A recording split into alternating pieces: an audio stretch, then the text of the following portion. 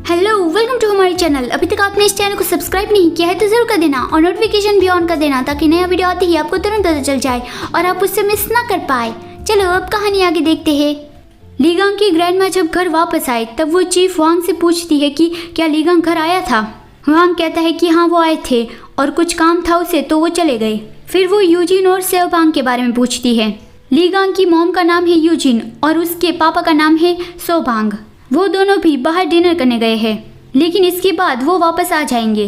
तो ग्रैंडमा कहती है कि लगता है अब हम दोनों अकेले ही हैं, तो मैं क्या तुम्हें कुछ कह सकती हूँ। मुझे एक सपना आया था। सपने में वो बच्चा फिर से हमारे घर में आ गया था।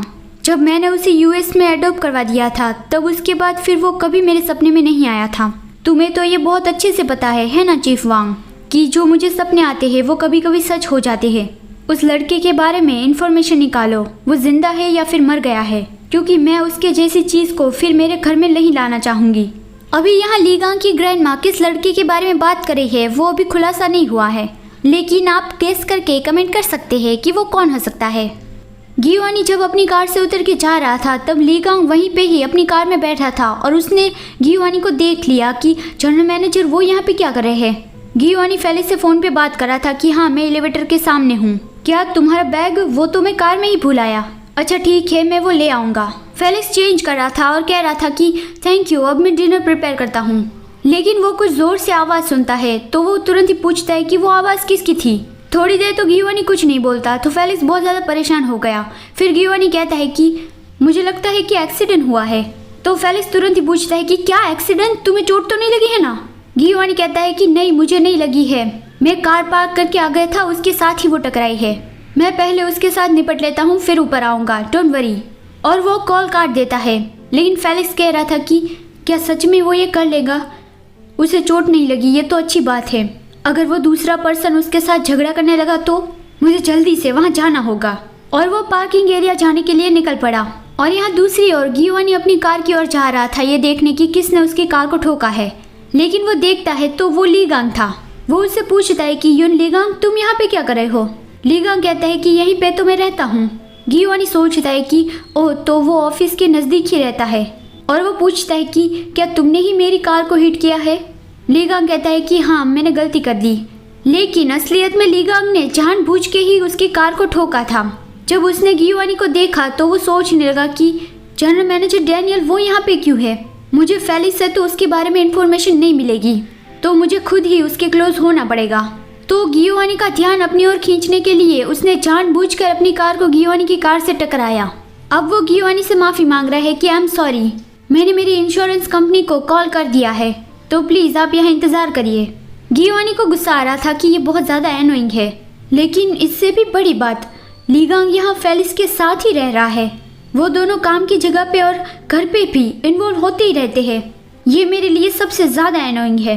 लेकिन तभी लीगांग उसके करीब आने लगा और कहता है कि जनरल मैनेजर डैनियल मुझे आपसे एक पर्सनल क्वेश्चन पूछना है। तभी फेलिक्स वहाँ पे पहुँच गया और वो देखता है कि लीगांग भी यहाँ पे है। लेकिन वो उन दोनों को कुछ इस तरह के एंगल से देख लेता है जिससे लगे कि लीगांग गियोनी को किस कर रहा है। तो फेलिक्स तुरंत ही बहुत ज़्यादा गुस्सा हो गया कि तुम आखिर कर क्या रहे हो, और वो भाग के जाता है और लीगांग को कहता है कि लीगांग यून तुम्हें क्या लगता है कि तुम किसे सेक्सुअली हैरेस कर रहे हो। और वो तुरंत ही लीगांग को ज़मीन पे पटक देता है। तभी लीगांग के पास जो एक फ़ोटो थी वो नीचे गिर गई और गियोनी वो देखता है और वो उठा रहा था। फेलिक्स गियोनी के पास जाता है और उसे कहता है कि क्या तुम ठीक तो हो गियोनी, तुम्हारे होठ, क्या उसने तुम्हारे लिप्स को टच किया था। उसने नहीं किया था है ना। गियोनी कहता है कि मैं ठीक हूँ। लीगांग तो जैसे तैसे करके उठ रहा था और फेलिक्स गियोनी से कह रहा था कि ऐसा कुछ हो तो तुम्हें चिल्लाना चाहिए था, ऐसे ही खड़े रहकर उसे तुम्हें जो कुछ भी करने नहीं देना चाहिए था। उस तरह के स्टॉकर को तो पुलिस के हाथ में सौंप देना चाहिए। लीगांग उठता है और कहता है कि तुम स्टॉकर किसे बुला रहे हो। हाँ मैं बस कुछ कंफर्म करना चाहता था, तो बस मैं उसे एक पिक्चर दिखा रहा था। तो फेलिक्स और गियोनी उस पिक्चर को देखते हैं। वो फोटो थी गियोनी की बचपन की। गियोनी पूछता है कि लीगांग तुम्हें ये फोटो कहाँ से मिली। और फेलिक्स भी कहता है कि तुम्हारे पास गियोनी की बचपन की फोटो क्यों है। तो ये सुन के लीगांग सोचता है कि गियोनी, ओह तो जनरल मैनेजर का रियल नेम गियोनी है। और वो कहता है कि अगर आप ये कह रहे हो कि उस पिक्चर में आप है जनरल मैनेजर, तो इससे मैं आपका छोटा भाई हूँ। फेलिक्स गियोनी से पूछता है कि तुमने कहा तो नहीं था कि तुम्हारे कोई यंगर सिबलिंग्स नहीं है, क्या तुम्हें अडॉप्ट नहीं किया गया था। गियोनी भी कहता है कि मुझे भी इस बारे में कभी कुछ पता नहीं था। फेलिक्स कहता है कि तो फिर वो तुम्हारा छोटा भाई कैसे हो सकता है? लीगांग कहता है कि मैं आपका सगा छोटा भाई हूँ, हमारे बीच खून का रिश्ता है। तो फेलिक्स उसकी ओर स्माइल करके कहता है कि ओह, तो तुम उसके असली छोटे भाई हो। और यहाँ मुझे लग रहा था कि लीगांग एक ब्लैक हार्टेड विश्वासघाती पर्सन है, लेकिन फिर देर से फेलिक्स को लाइट हुई कि वेट अ मिनट, क्या उसका एक असली भाई? और वो गियोवानी को पूछता है कि क्या ये तुम्हारा असली भाई है? इस वीडियो को देखने के लिए थैंक यू सो मच। अगर आपको इस कहानी में इंटरेस्ट आ रहा है तो वीडियो को जरूर लाइक कर देना और आगे के पार्ट्स के लिए चैनल को भी जरूर सब्सक्राइब कर देना। चलिए मिलते हैं अगले वीडियो में, बाय बाय।